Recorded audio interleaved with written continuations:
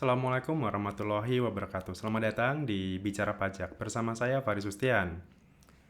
Tanggal 1 April 2022 diperingati sebagai salah satu mungkin perubahan besar dalam bidang perpajakan di Indonesia.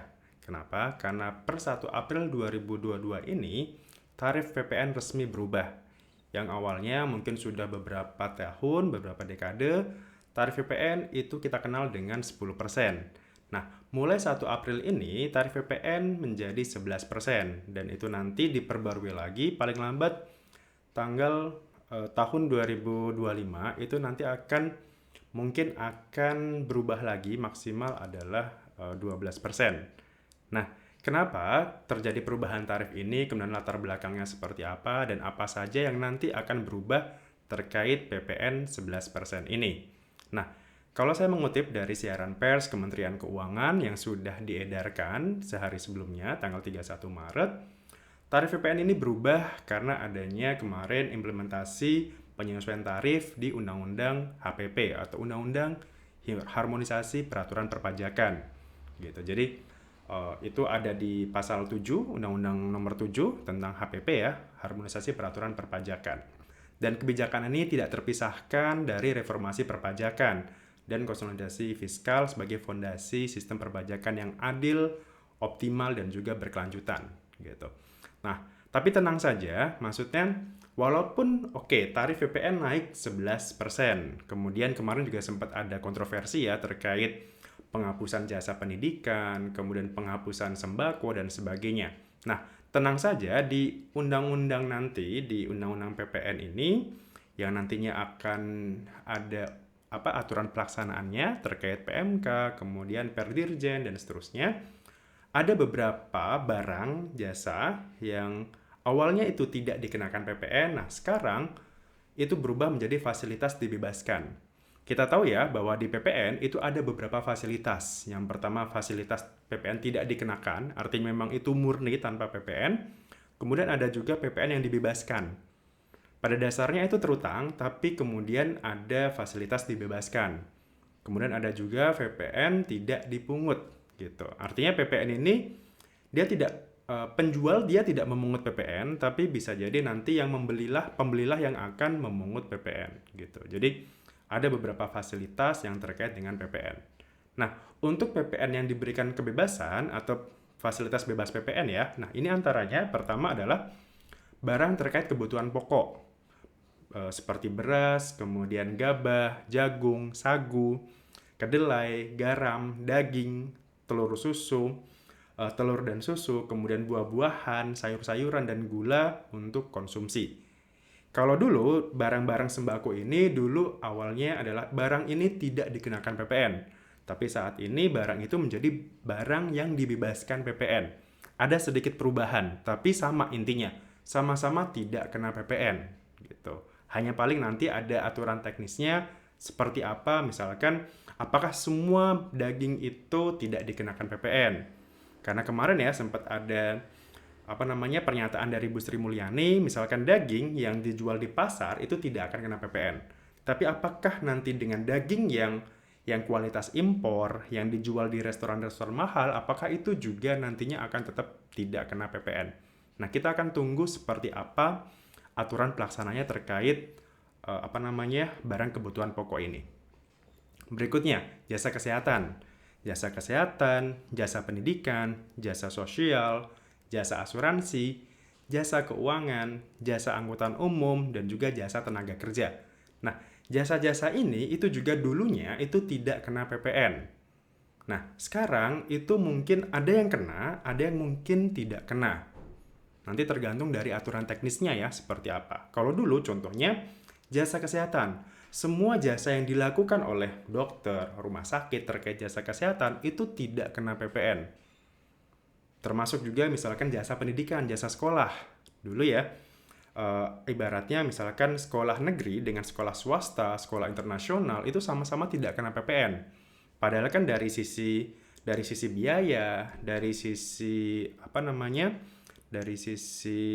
SPP yang dibayarkan dan sebagainya itu jauh berbeda antara sekolah negeri dengan sekolah swasta yang istilahnya taraf internasional gitu. Nah, kenapa ini dibebaskan? Nah, tadi ya, biar bisa dipilih gitu ya, antara mana yang memang nantinya tidak akan dikenakan PPN, mana yang nantinya bisa jadi akan kena PPN gitu.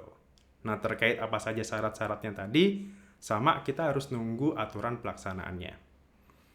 Berikutnya, terkait vaksin, buku pelajaran, dan kitab suci, ini juga sama, dulunya barang tidak kena PPN. Nah, sekarang menjadi barang yang dibebaskan PPN-nya. Mungkin sama, masih sama ya, tidak dikenakan PPN juga kalau ini. Kemudian air bersih, termasuk biaya sambung, pasan, dan biaya beban tetap. Kalau dulu ini juga masih sama, kalau dulu air bersih yang disediakan oleh PDAM itu dulunya barang yang dibebaskan PPN. Nah, sekarang tetap masuk menjadi barang yang dibebaskan PPN. Jadi ini statusnya tetap ya, sama-sama barang yang dibebaskan.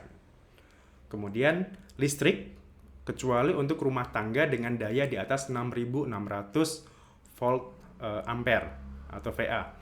Nah, ini juga sama untuk listrik yang di bawah 6.600, misalkan kayak rumah kita gitu ya, rumah rata-rata untuk perumahan kan mungkin ya 1.300 lah gitu, atau minimal biasanya 900, atau bahkan untuk rumah sederhana itu ada yang masih 450. Nah, atas konsumsi listrik ini itu tetap sama dibebaskan dari pengenaan PPN. Jadi jangan khawatir wah nanti tagihan listrik saya naik dong dengan adanya PPN 11% ini. Enggak. Untuk listrik ini tetap sama ya, tetap dibebaskan. Jadi tenang aja. Berikutnya, rusun sederhana, rusunami, RS, dan RSS. Ini juga masih sama. Dulu sebelum ada aturan HPP, sebelum ada aturan kenaikan PPN 11%, rumah sederhana, rusunami, rumah sederhana, dan rumah sangat sederhana ini juga tetap dibebaskan gitu. Jadi tidak ada pengaruhnya, dan kemungkinan juga kita nanti akan tetap membuat faktur pajak yang dibebaskan ya gitu. Kita tahu bahwa kode faktur untuk dibebaskan itu adalah kode 08. Nah, mungkin bagi para developer rumah tetap seperti biasa gitu. Kecuali untuk yang rumah non subsidi ya istilahnya. Untuk rumah di atas tipe 36 gitu. Biasanya untuk yang subsidi itu biasanya tipe 36 ke bawah.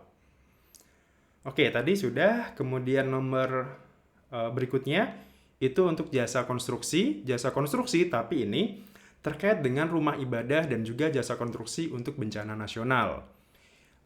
Pada dasarnya jasa konstruksi itu kena PPN, tapi apabila yang dikerjakan itu untuk rumah ibadah dan juga atau untuk bencana nasional, maka PPN-nya itu dibebaskan. Gitu. Jadi ini mungkin tambahan ya, tambahan pasal terkait fasilitas dibebaskan tadi. Berikutnya, mesin, hasil kelautan, perikanan, ternak, bibit atau benih, pakan ternak, pakan ikan, bahan pangan, kemudian jangat dan kulit mentah, bahan baku kerajinan perak, itu masih sama, masih dibebaskan. Jadi kalau aturan yang lama kan, kalau dulu kan fasilitas dibebaskan gitu kan, kayak contohnya bibit, benih itu kan dibebaskan ya. Nah, contohnya untuk saat ini di aturan terbaru itu masih dibebaskan. Berikutnya, minyak bumi, gas melalui pipa, LPG, CNG, dan juga panas bumi ini juga dibebaskan. Gitu. Jadi ini masih sama juga. Kemudian emas batangan dan emas granula ini masih dibebaskan fasilitasnya. Kemudian yang terakhir senjata atau alutsista dan alat foto udara. Gitu. Jadi ini terkait alutsista, entah itu pembeliannya maupun suku cadangnya ya, ini masih dibebaskan statusnya, masih dibebaskan PPN-nya. Gitu. Jadi ada poin A sampai K di sini sesuai dengan siaran pers ya yang dilakukan oleh Kementerian Keuangan, itu beberapa ada yang dialokasi, ada yang dipindahkan, ada yang tetap. Dipindahkan itu dari yang awalnya tidak terutang menjadi dibebaskan.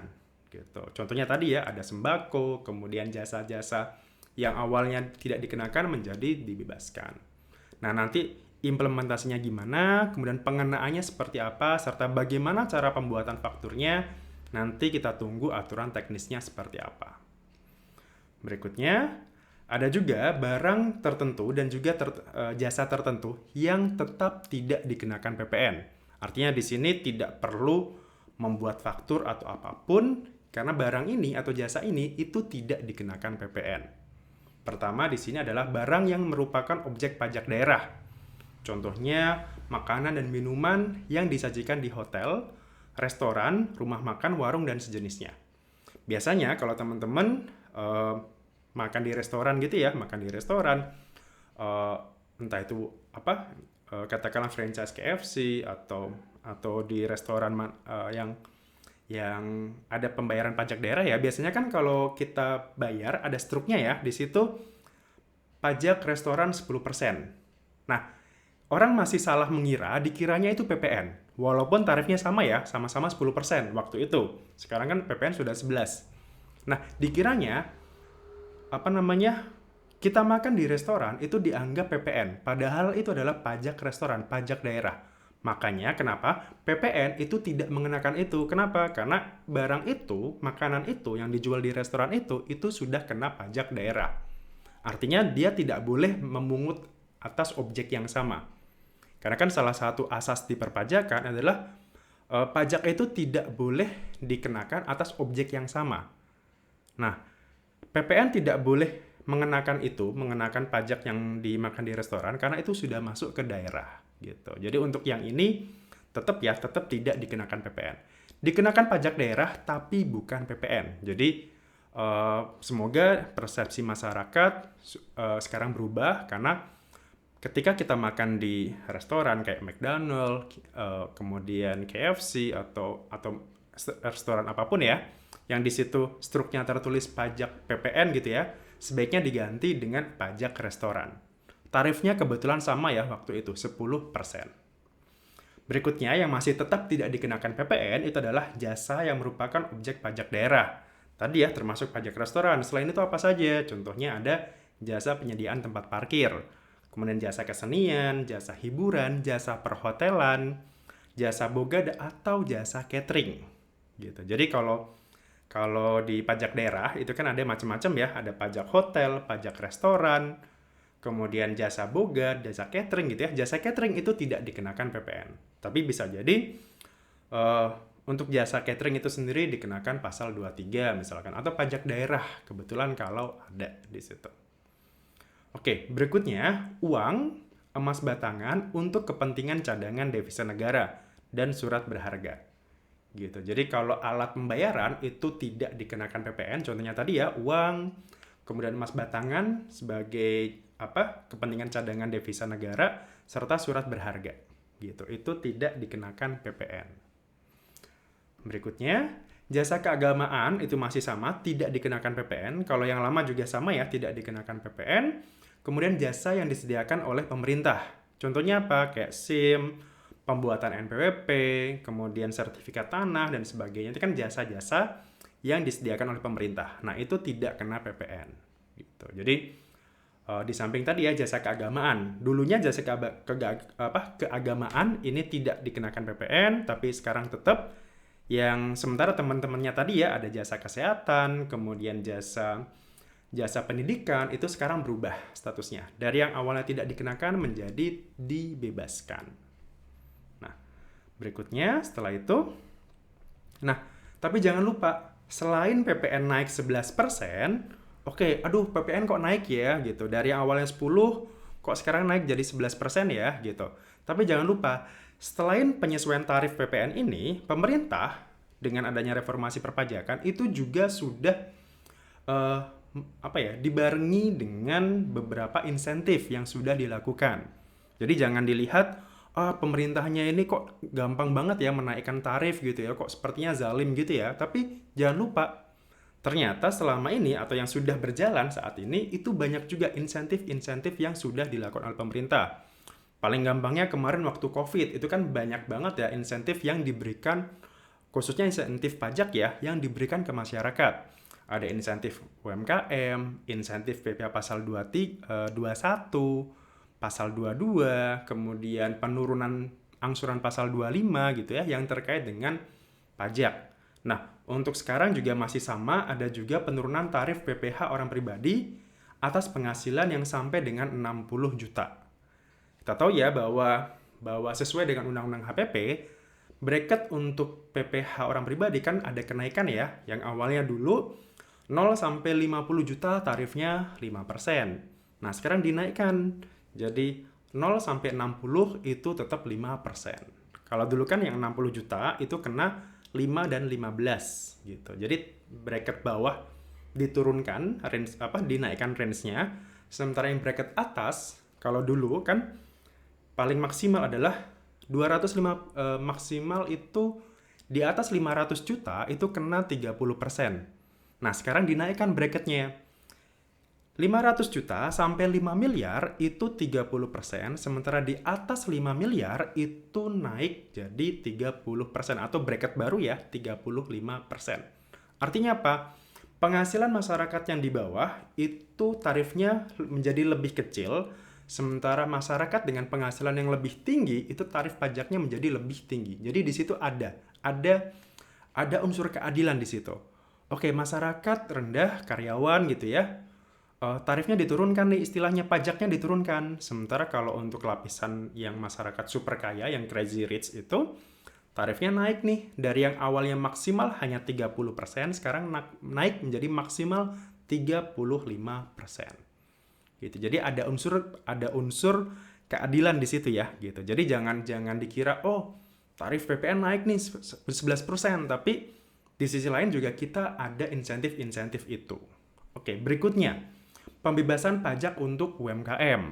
Kita tahu bahwa tahun lalu terkait dengan insentif pajak, UMKM itu digratiskan bayar pajaknya.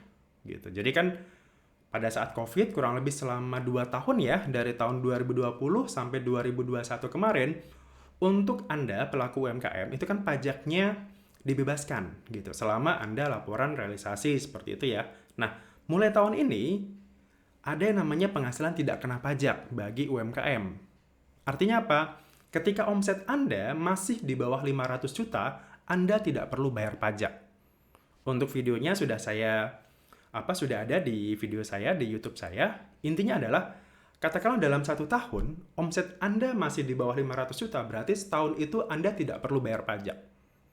Kemudian kalau misalkan ternyata dalam 1 tahun, Anda di atas 500, maka selisihnya sajalah yang harus membayar pajak. Gitu. Contohnya misalkan setahun, omset Anda selama setahun katakanlah 1,2 miliar.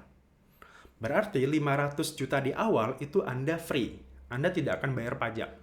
Kemudian sisanya yang 700 juta selama setahun ya, kan tadi kan 1,2 nih, 500 juta yang kita cut off, kemudian sisanya yang berarti itu berarti 700 juta ya. Nah, 700 juta inilah yang nanti itu yang nanti harus Anda bayarkan.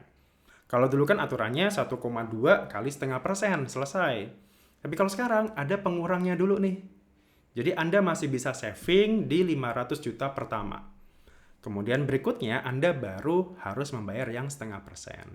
Jadi kan itu insentif juga ya, lumayan juga tuh 500 juta. Kalau kita kalikan setengah persennya gitu ya, kan kurang lebih sekitar 2,5 jutaan lah ya. Nah itu kan lumayan, kita bisa saving sebesar itu.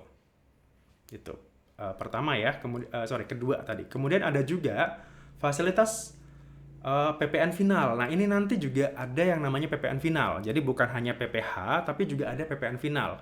Tarifnya ada variasinya. Ada 1, 2, dan 3%. Nah, terkait itu nanti ada aturan teknisnya.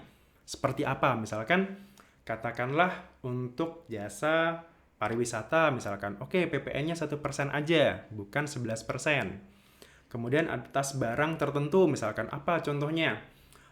Yang biasanya digunakan untuk masyarakat, misalkan katakanlah tadi ya, kayak daging, atau mungkin jasa pendidikan misalkan, yang internasional seperti itu, oke, pajaknya kita finalkan saja, gitu. Jadi, tidak semuanya naik jadi 11%. Ada kategori-kategori tertentu, barang kena pajak ataupun jasa kena pajak yang tarifnya itu bisa sangat sederhana, final. Jadi tarifnya otomatis akan lebih kecil. Teknisnya juga nanti kita tunggu aja PMK-nya seperti apa. Aturan teknisnya seperti apa nanti. Oke, kemudian yang terakhir, selain insentif-insentif, ada juga layanan restitusi yang dipercepat. Dan ini dinaikkan batasannya.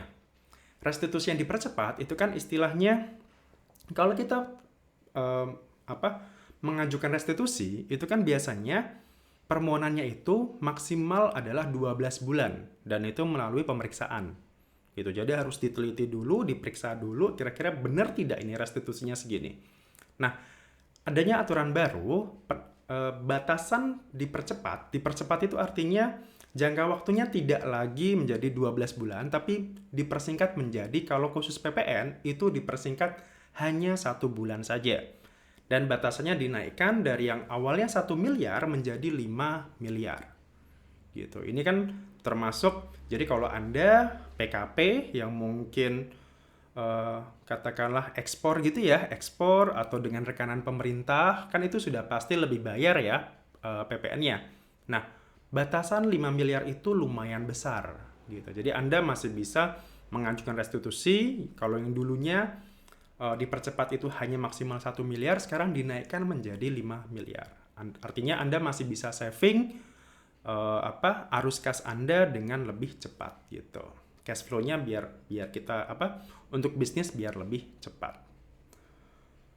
Oke, itu tadi ya salah satu penyesuaian setelah adanya penyesuaian tarif, ada juga insentif-insentif tadi gitu.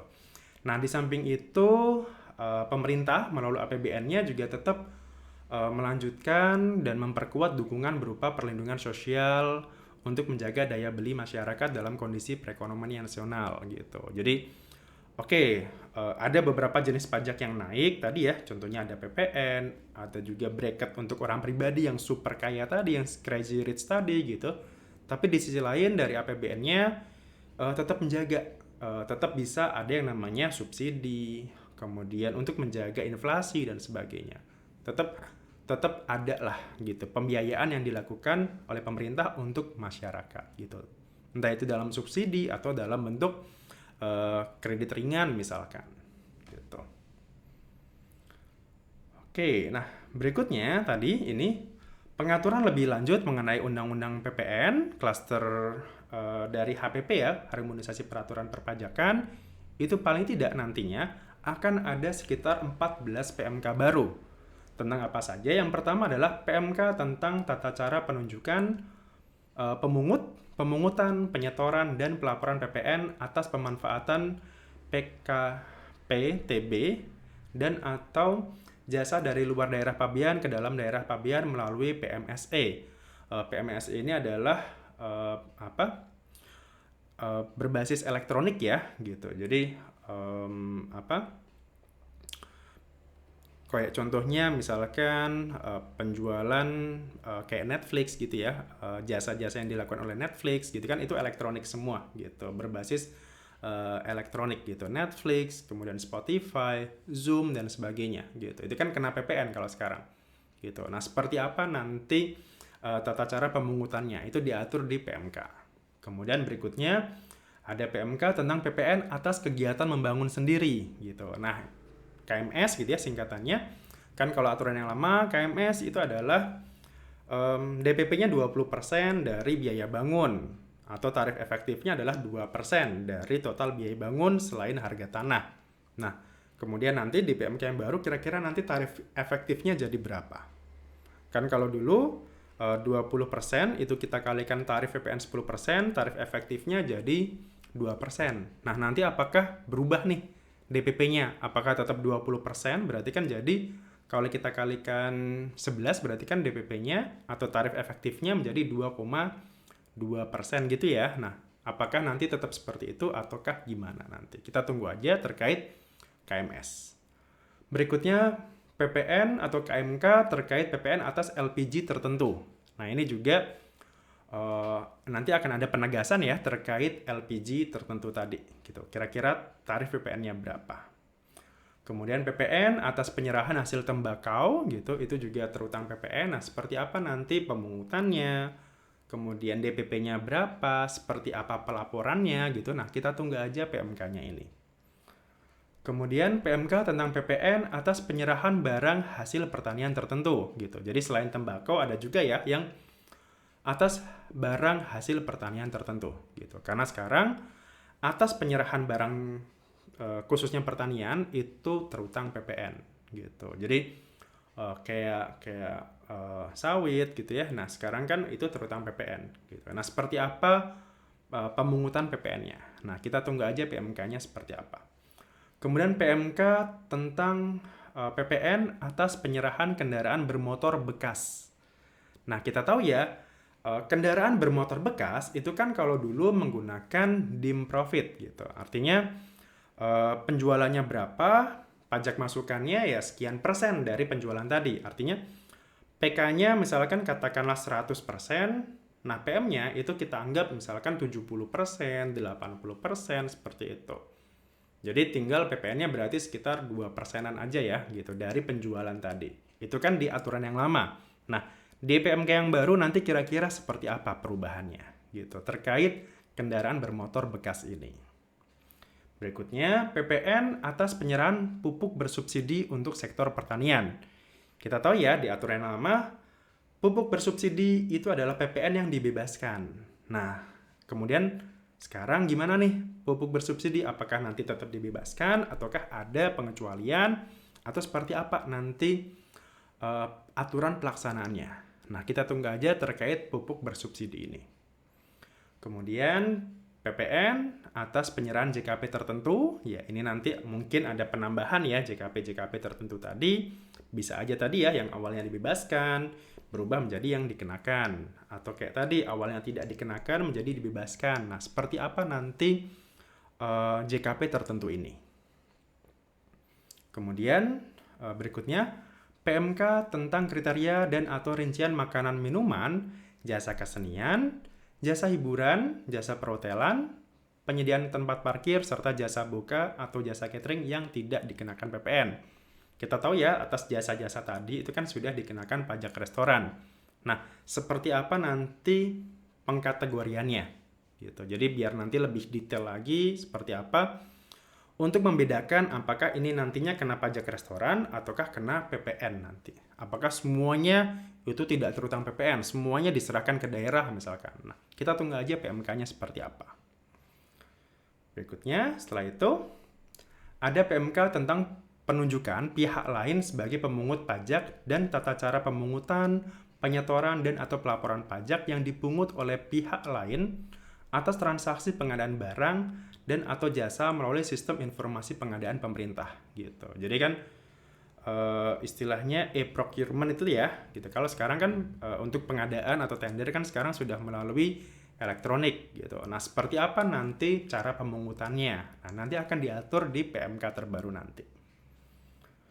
Nah, kemudian ini yang penting, PMK tentang PPN dan PPH atas transaksi perdagangan aset kripto.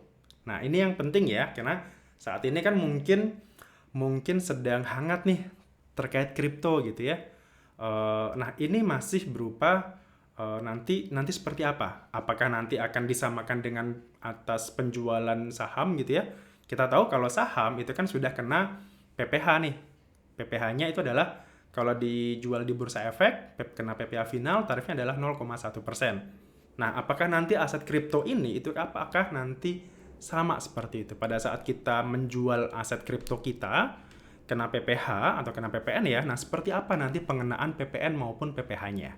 Gitu. Kita tunggu aja ya di sini aturannya PMK terkait perdagangan aset kripto ini. Dan kemudian siapa aja pemungutnya, kemudian berapa batasannya, kemudian tarifnya berapa nanti. Gitu. Kita tunggu aja di sini. Kemudian yang berikutnya di sini PMK tentang PPH dan PPN atas penyelenggaraan teknologi finansial atau fintech ya. Kita tahu sekarang ini banyak banget startup yang apa istilahnya usahanya itu berbasis teknologi finansial kayak pinjol gitu ya. Pinjol itu kan sebenarnya barang, itu kan jasa kena pajak tuh gitu. Nah, seperti apa nanti pengenaan PPN-nya gitu. Apakah pinjol itu termasuk jasa keuangan yang tidak kena PPN ataukah berbeda dengan itu? Nah, itu kan harus dibedakan tuh. Karena kan banyak kejadian pinjol-pinjol ini itu sifatnya rentenir, malah makin mencekik dan sebagainya, atau kayak peer-to-peer lending misalkan, itu kan fintech juga ya gitu. Nah, seperti itulah nanti yang harus dibahas. Kira-kira PPH-nya seperti apa, PPN-nya nanti seperti apa. Kemudian PMK tentang tata cara pendaftaran dan penghapusan NPWP, pengukuhan dan pencabutan pengukuhan PKP, serta pemotongan dan atau pemungutan penyetoran pelaporan pajak bagi instansi pemerintah gitu. Jadi kan kemarin ada sedikit perubahan ya terkait instansi pemerintah itu NPWP-nya banyak yang dihapus, kemudian diganti dengan NPWP yang baru, dan seperti apa nanti pemungutannya. Dan kita tahu ya untuk saat ini instansi pemerintah itu wajib membuat bupot unifikasi ya terkait pasal 22 atau 23 gitu, dan juga PPA final gitu. Jadi seperti apa nanti tata cara penghapusan maupun pengukuhannya gitu. Jadi instansi pemerintah bisa aja nih jadi PKP seperti itu. Kemudian yang terakhir, PMK tentang PPN atas penyerahan jasa agen asuransi, jasa pialang asuransi, dan jasa pialang reasuransi. Kalau dulu asuransi ini itu tidak kena PPN, termasuk barang atau jasa yang tidak kena PPN. Nah, sekarang asuransi ini menjadi barang yang dibebaskan. Nah, berarti kan ada kemungkinan itu masih bisa kena PPN ya, gitu. Karena kalau dibebaskan itu pada dasarnya kena, tapi kemudian itu dibebaskan atau karena ada syarat tertentu. Contohnya harus ada SKB-nya misalkan, surat keterangan bebas gitu. Nah, kalau ada SKB itu, maka kita tidak perlu pungut PPN misalkan. Nah, itu nantinya mungkin akan istilahnya akan ada di PMK terbaru nanti. Gitu. Dan terakhir, DJP juga sudah menyesuaikan aplikasi-aplikasi yang terkait dengan itu ya, gitu. Kalau e-faktur sekarang sudah ada aplikasi 3.2-nya yang itu sudah bisa diunduh dan diinstalasi. Kemudian cara update-nya itu sudah ada di YouTube saya. Kemudian di samping itu terkait e-faktur web, kemudian VAT refund, dan juga Innova Online itu nantinya akan diperbarui semuanya, akan diupdate sesuai dengan aturan yang terbaru ini. Gitu. Jadi selamat datang, penyesuaian PPN 11%, tapi jangan lupa selain ada penyesuaian tarif tadi, ada juga insentif-insentif yang sudah diberikan oleh pemerintah. Gitu. Jadi semoga walaupun PPN-nya naik, tapi tetap kita bisa merasakan manfaatnya untuk jenis pajak yang lainnya. Oke, demikian sedikit pembahasan terkait siaran pers dari Kementerian Keuangan tadi. Semoga informasi ini berguna bagi Anda, dan apa yang saya sampaikan ini tidak mewakili instansi, dan ini murni pendapat saya pribadi. Jadi mohon maaf kalau ada kekurangan. Sampai jumpa lagi di video saya berikutnya. Silakan tinggalkan pertanyaan di kolom komentar. Silakan subscribe channel ini apabila suka. Kemudian silakan share apabila channel ini membantu Anda dalam memahami pajak dengan lebih bagus. Terima kasih atas waktunya dan Assalamualaikum warahmatullahi wabarakatuh. Salam.